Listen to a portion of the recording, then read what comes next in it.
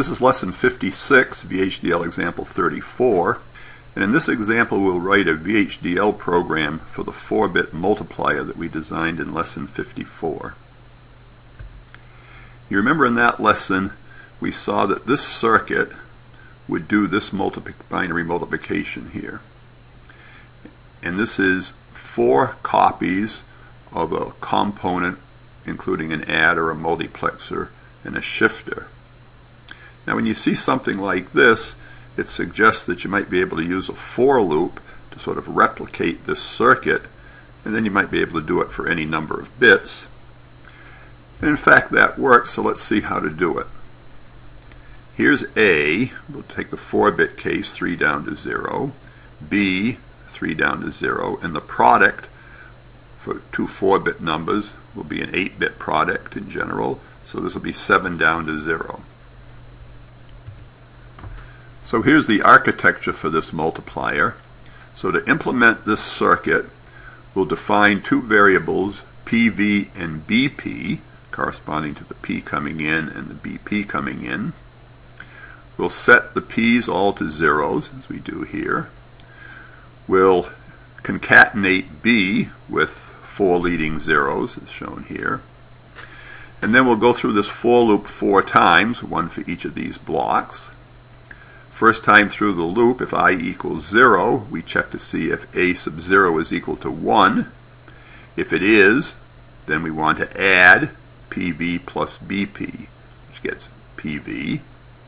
And then we need to shift the BP 1 bit to the left, so BP gets BP 6 down to 0, concatenated with a 0. That shifts this 1 bit to the left.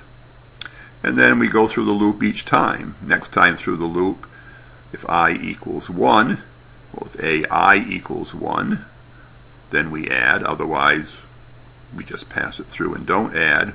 But each time we do the shift. So this for loop will implement each of these 4 blocks, and then at the end the product is just PV. Note that we had to make PV and BP variables using the colon equals here, because every time through the for loop we need to update PV. We can't wait till the end of the process for those variables to be evaluated, so we must use variables there. Okay, here's the simulation. We take a binary counter for A, 0 to F, and we'll multiply it by F. So 0 times F is 0, 1 times F is F, 2 times 15 is 30, which is 1E, and so forth. 3 times F is 2D, so you can verify that this multiplication in fact works.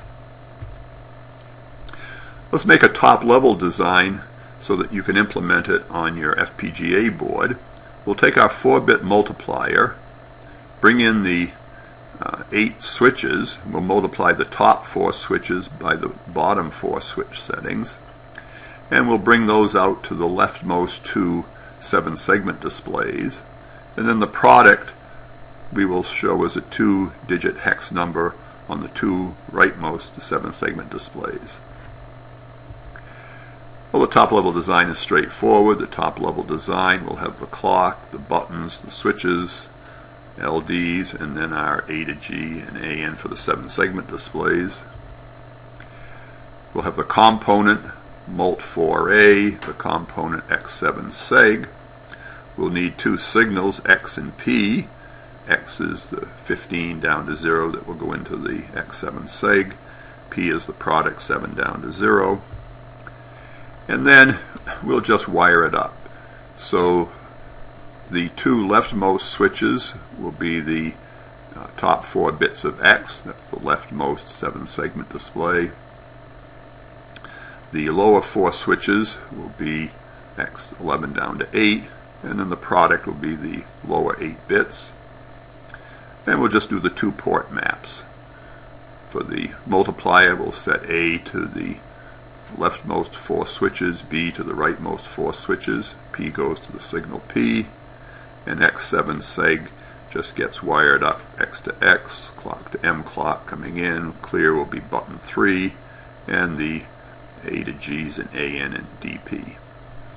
So that should all work fine.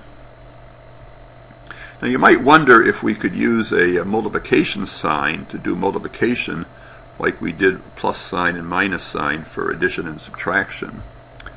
Well, the answer is that you can. Of course, we'll need our unsigned VHD program from our IEEE library here. So it's possible to just have A 4 bits, B 4 bits, and an 8-bit product. And in fact, you can just write P gets A times B. That seems pretty simple. And in fact, that works. You might wonder how VHDL implements that.